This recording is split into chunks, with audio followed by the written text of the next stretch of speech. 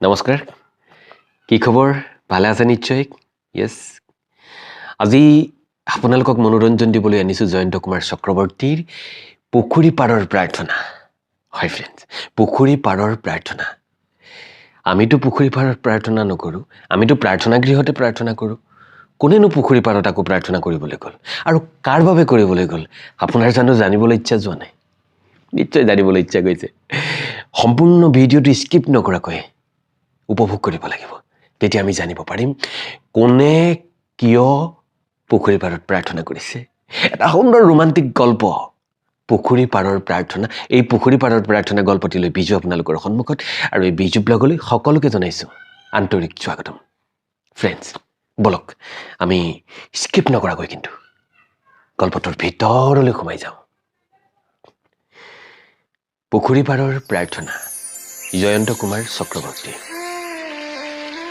আন্ধাৰৰ ক'লা চাদৰখনে চাৰিওফালে চানি ধৰাৰ সময়তেই পথাৰৰ মাজৰ পৰিত্যক্ত পুখুৰীটোৰ পাৰত থকা গাঁতটোৰ পৰা বুঢ়া শিয়ালটো ওলাই আহিল পিছে পিছে শিয়ালনী ঠেংকেইখন দীঘলকৈ মেলি এঙামুৰি এটা কাঢ়ি গহীন গম্ভীৰ খোজেৰে শিয়ালটো পুখুৰীৰ ওখ গৰাটোলৈ উঠি গ'ল অদূৰৰ গাঁওখনত ইতিমধ্যে দুই এগছি চাকি ধিমিক ধামাককৈ জ্বলি উঠিছে কাষৰ পথাৰখনত ল'ৰাবোৰে সজা মেজিবোৰ দেৱদাৰু গছৰ দৰে ওচৰা ওচৰিকৈ শাৰী পাতি থিয় দি আছে মেজিবোৰৰ ওচৰতে সজা ভেলাঘৰটোত জুই একুৰা ধৰি ল'ৰাবোৰে মৰা আনন্দসূচক কিৰিলি আৰু চিঞৰ বাখৰবোৰ পুখুৰী পাৰৰ পৰাই শুনা গৈছে চাৰিওফালে চকু ফুৰাই কে কে হুৱা বুলি বুঢ়া শিয়ালটোৱে তাৰ উপস্থিতি ঘোষণা কৰিলে লগে লগে অদূৰৰ গাঁওখনত কুকুৰ কেইটামানে ভৌ ভৌকৈ চিঞৰি উঠিল নিৰাসক্তভাৱে ওখ গৰাটোত বহি বুঢ়া শিয়ালটোৱে আগঠেং এখনেৰে গলধনটো খজুৱাব ধৰিলে লাহে লাহে জোনৰ পোহৰত চাৰিওফাল উদ্ভাসিত হৈ উঠিল কিছু পিছতেই কেইবাটাও শিয়াল শিয়ালনী সিহঁতৰ পোৱালীৰ সৈতে আহি পুখুৰী পাৰত গোট খালেহি আটাইৰে মনবোৰ আজি আনন্দত কিবা আজি মাঘ বিহুৰ উৰুকা মানুহবোৰে ভোজ ভাত খাব অইন নিশাৰ দৰে শিয়ালবোৰে আজি আৰু গোটেই নিশা চোৱা পাতনিয়ে ঘূৰি ফুৰিব নালাগে মানুহবোৰৰ সৈতে সিহঁতেও আজি মাংসহাৰ চুবাবলৈ পাব মাক দেউতাকৰ মুখত কথাটো শুনাৰে পৰা পোৱালি শিয়াল কেইটাও চঞ্চল হৈ উঠিছে তেতিয়ালৈ সিহঁতে মাক দেউতাকহঁতক ব্যতিব্যস্ত কৰি তুলিছে পুখুৰী পাৰত বহি থকা বুঢ়া শিয়ালটোৰ কাষ চপাৰ লগে লগে সেই চটফটীয়া পোৱালি কেইটাও কিন্তু সংযত হৈ পৰিল ককাকক সিহঁত বুলিয়েই নহয় মাক দেউতাক খুৰাক খুৰীয়েক আটাইয়ে সমীহ কৰে বুঢ়া শিয়ালটোৰ সন্মুখত এঢলীয়া গৰাটোত শিয়ালবোৰ অৰ্ধ চক্ৰাকাৰে বহিছে বুঢ়াই সিহঁতৰ প্ৰত্যেকৰে মুখলৈ চাই সিহঁতৰ খা খবৰ ল'লে হঠাতে বুঢ়াই মন কৰিলে লেঙেৰাৰ ঘৈণীয়েক সভালৈ অহা নাই লেঙেৰা তোৰ ঘৈণীয়েৰ কলৈ গ'ল আজি তাই ওলাব নোৱাৰিব দেউতাক খেতেলিতে কেঁকাই গেঠাই পৰি আছে ৰাতিটোৰ ভিতৰতেই পোৱালি জগিব যেন পাইছো কাষতে বহি থকা শিয়ালনীলৈ চাই বুঢ়া খন্তেক মনে মনে থাকিল তাৰপিছত ক'বলৈ ধৰিলে বাৰু আজি আমি আটাইয়ে এসাঁজ ভালকৈ খাবলৈ পাম যেন পাইছো শিয়াল হৈ জন্মিছো যেতিয়া মানুহৰ এৰেহা খাই চোৱা পাতনি চেলেকি চুৰ কৰিয়েই আমি চলিব লাগিব তথাপি আজি মই আটাইকে এষাৰি সাৱধান বাণী শুনোৱা উচিত বুলি ভাবিছো চোৰ ডকাইতবোৰৰ উপৰি আজি নিশা ভাল মানুহৰ ল'ৰাবোৰে চুৰ হৈ উঠে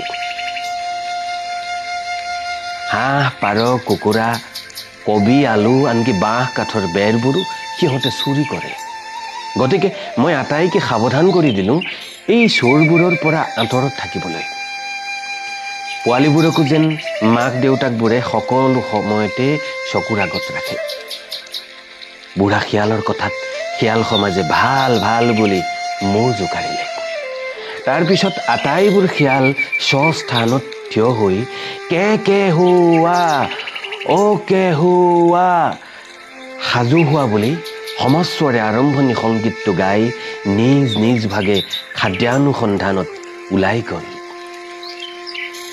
জোনাকৰ সৌন্দৰ্য পাৰ কৰি বুঢ়া বুঢ়ী কিছু সময় পুখুৰী পাৰত বহি থাকিল। তাৰ পিছত বহাৰ পৰা উঠি বুঢ়ীলৈ চাই বুঢ়া শিয়ালটোৱে ক'লে, তুমি এবাৰ লেঙেৰাৰ ঘৈণীয়েকৰ খবৰ লৈ আহা। মই স্কুলীয়া ল'ৰাটোৰ কাষৰ পৰা আহোঁ। তাৰ পিছত দুয়ো একেলগে আহাৰ বিচাৰি যাম। সদায় সন্ধিয়া আপুনিনো কেলেই ল'ৰাটোৰ কাষলৈ যাব লাগে? এদিন নগ'লেও নহয়নে? এয়া তুমি নুবুজিবা, বুজিছা?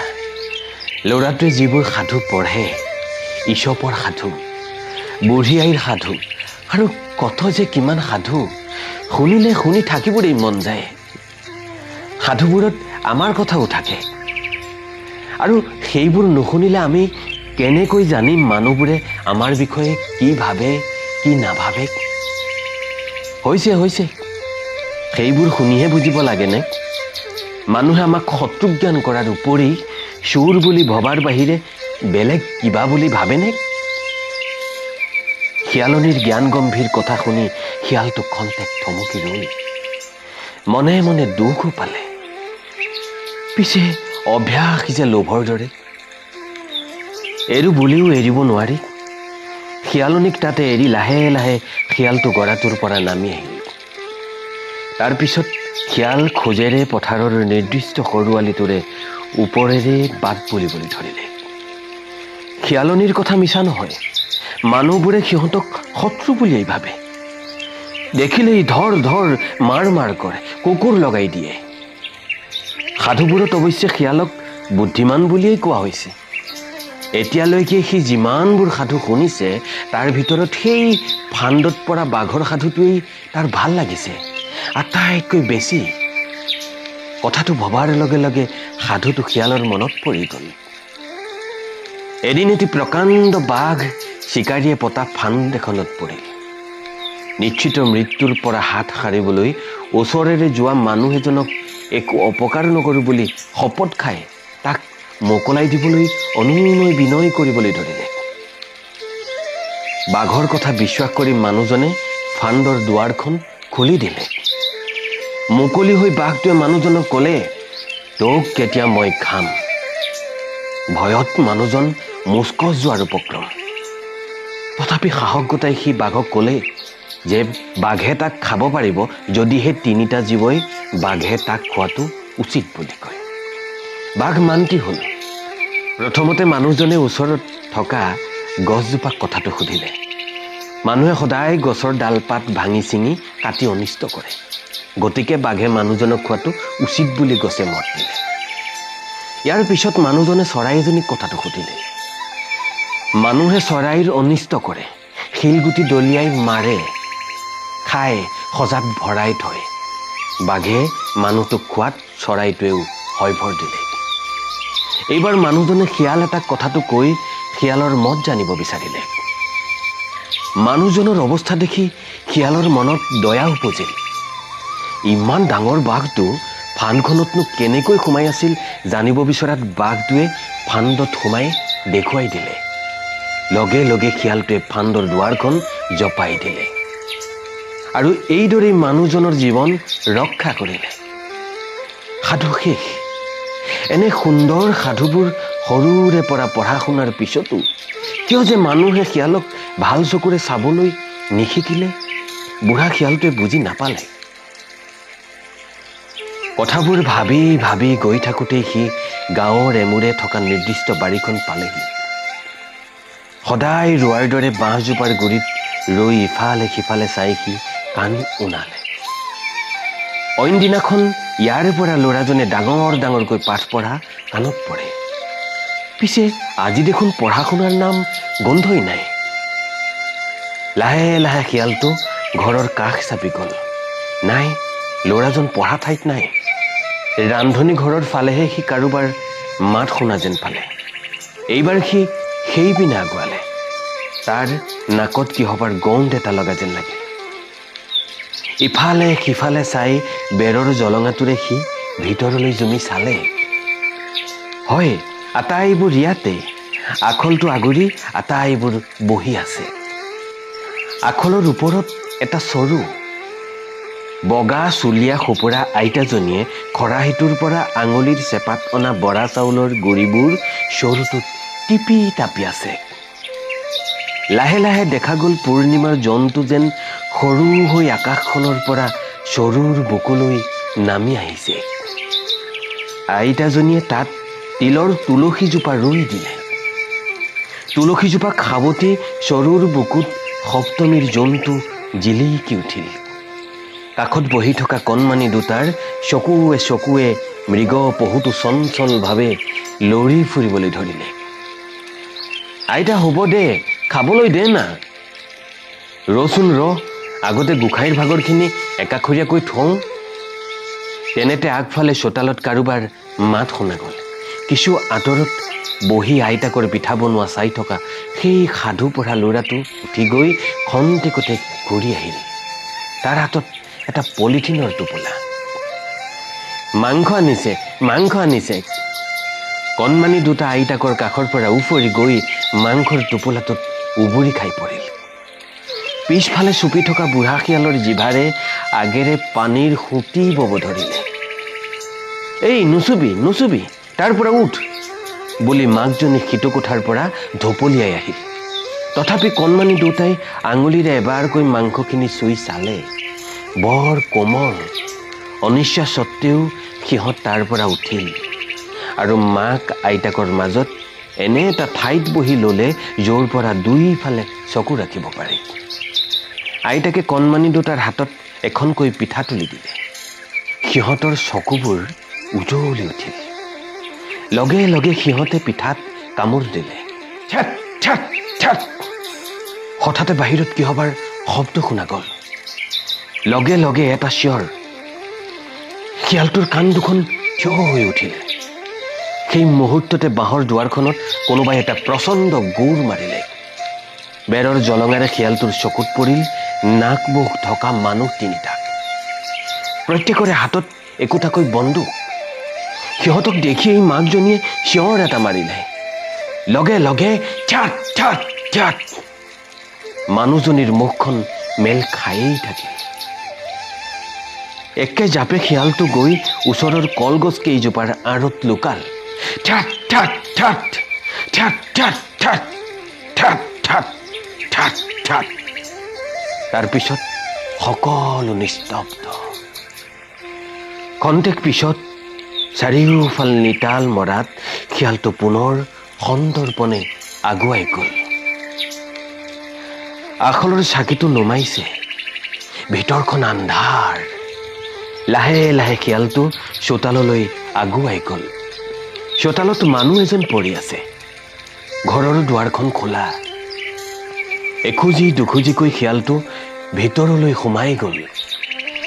আইতাক মাক কণমানি দুটিৰ সৈতে সাধু পঢ়া ল'ৰাজন যি য'ত যেনেকৈ আছিল তেনেকৈয়ে শুই পৰিছে। কণমানি দুটিৰ হাত আৰু মুখত আধা খোৱা পিঠা।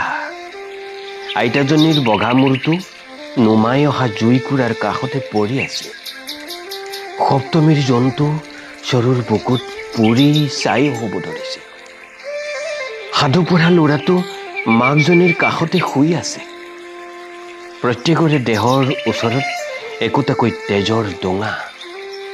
সিহঁতৰ কাষতে অনাদৃত হৈ পৰি আছে পলিথিনত ভৰোৱা মাংসৰ টোপোলাটো। হঠাতে দূৰৈত পুনৰ বন্দুকৰ শব্দ শুনা গ'ল। লগে লগে ভয়াৰ্ত চিৎকাৰ। কন্দা কন্দি দৌৰা দৌৰি। মাংসৰ টোপোলাটো আগদাঁতেৰে কামুৰি শিয়ালটো দৌৰি ওলাই আহিল। প্ৰথমে বাৰীয়ে বাৰীয়ে, তাৰপিছত পথাৰে পথাৰে বাট চমু কৰি সি পুখুৰী পাৰ পালেগৈ। নাই, শিয়ালনী তাত নাই। মাংসৰ টোপোলাটো থৈ হেপাই ফোপাই জিভাখন মেলি ওখ গৰাটোত বহি শিয়ালটোৱে গাঁওখনলৈ চাই থাকিল। গোটেই গাঁওখন শোকত উঠলি উঠিছে। ভেলাঘৰটো নিমাও মাও। সাধু পঢ়া ল'ৰাটোৰ মৃত্যুৱে শিয়ালটোক ভীষণ দুখ দিলে। আজিৰ পৰা সি আৰু সাধু শুনিবলৈ নাপায়। কিছু পিছত শিয়ালনী আহি ওলাল। গাঁৱত বহুত মানুহ মৰিছে। শিয়ালনীয়ে তাই দেখা শুনা কথাবোৰ শিয়ালক ক'লে। শিয়ালে তাইক ক'লে তাৰ অভিজ্ঞতা। দুয়ো বেছ কিছু সময় নীৰৱে বহি ৰ'ল। সন্মুখত পৰি থকা মাংসৰ টোপোলাটো চুবলৈকো কাৰো মন নগ'ল। এসময়ত শিয়ালনীয়ে মুখ মেলিলে, এতিয়া ৰাতিপুৱাৰ আগতে আমি এই ঠাই এৰিব নালাগিব জানো? এৰা, ৰাতিপুৱাহে চাগে মানুহবোৰ শ্মশানলৈ আহিব।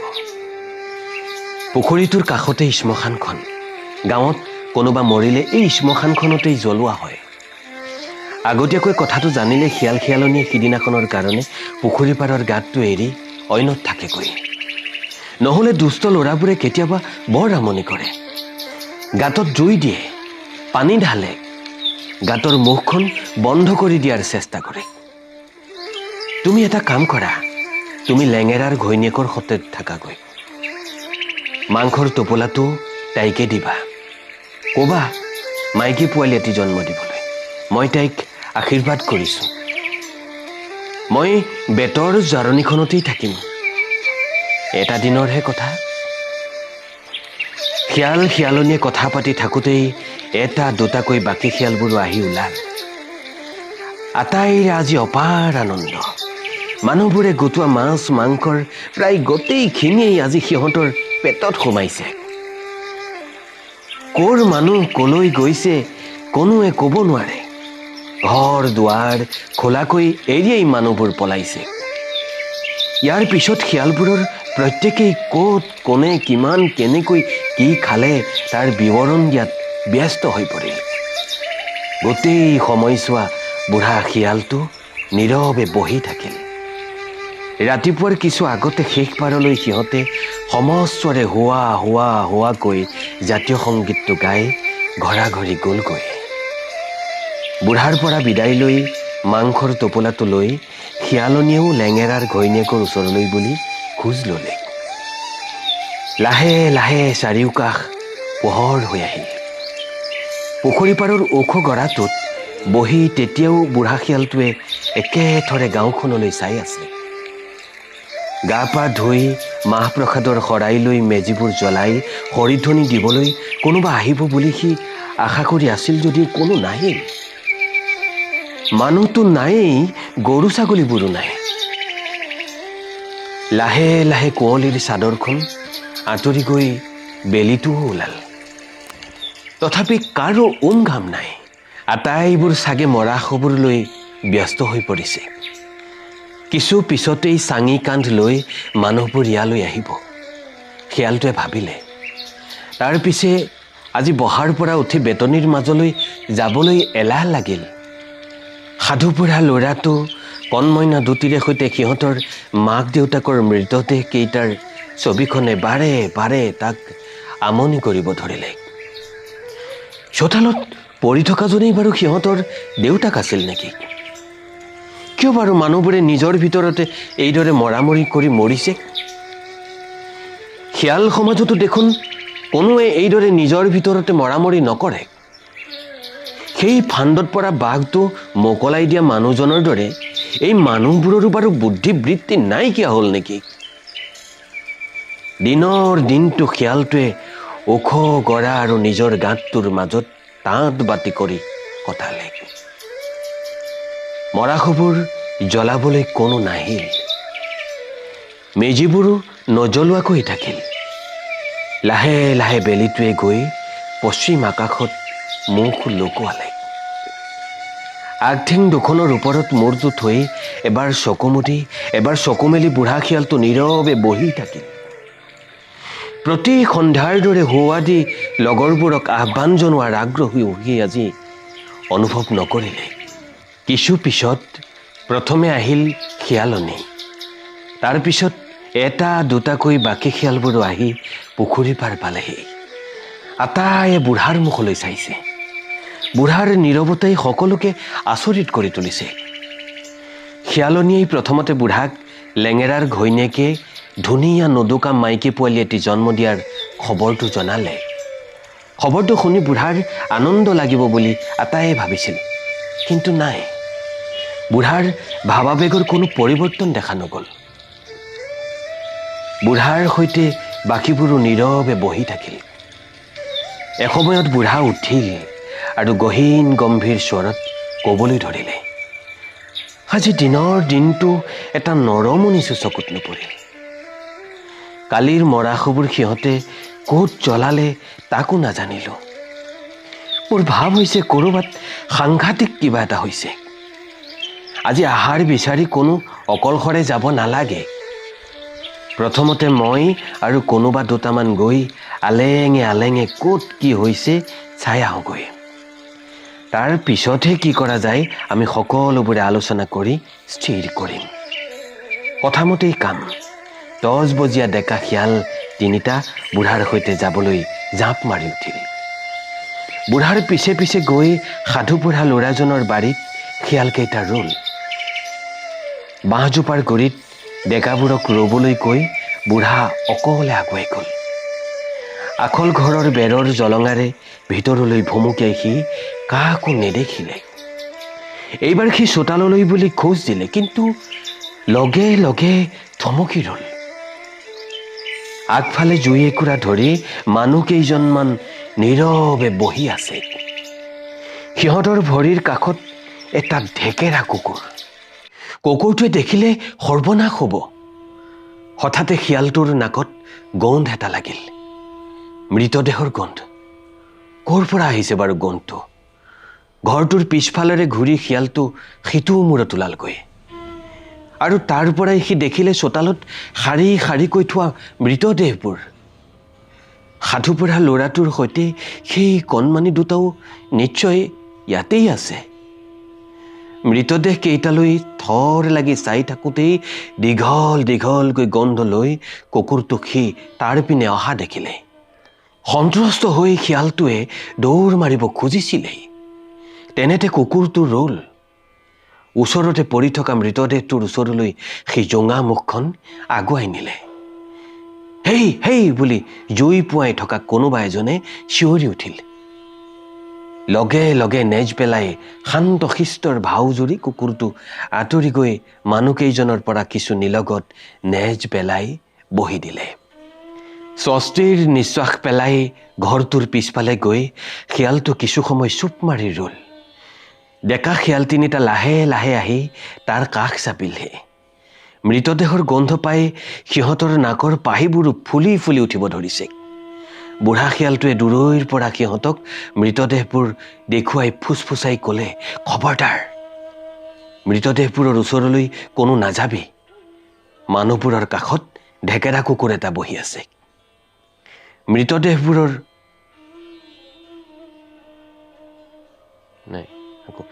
মৃতদেহবোৰ চকুৰ সন্মুখত লৈ বেছ কিছু দূৰৈত শিয়ালকেইটা বহি ৰ'ল।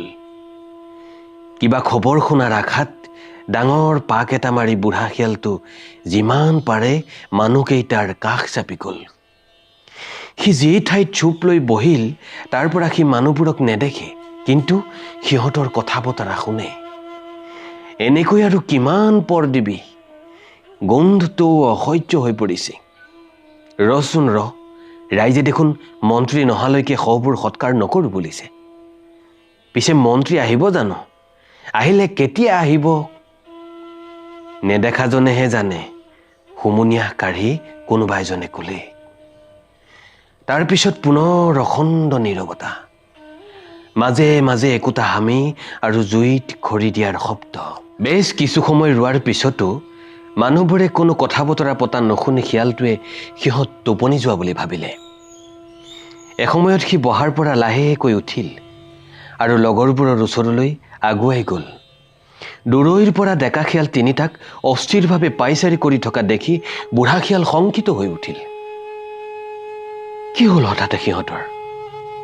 কিছুদূৰ আগুৱাই মৃতদেহকেইটাৰ পিনে চাওঁতেই সি সিহঁতৰ অস্থিৰতাৰ কাৰণটো বুজি পালে। লগে লগে বুঢ়া শিয়ালৰ দেহৰ তেজো উতলি উঠিল। কলমতিয়াই থকা মানুহবোৰৰ অলক্ষিতে ঢেকুৰাটো আহি মৃতদেহ কামুৰিব ধৰিছে। খঙত জ্বলি পকি হিতাহিত সকলো পাহৰি একেলৰে গৈ সি ঢেকুৰাটোৰ গলধনত কামুৰি ধৰিলে। কাং কাং কাং কাং।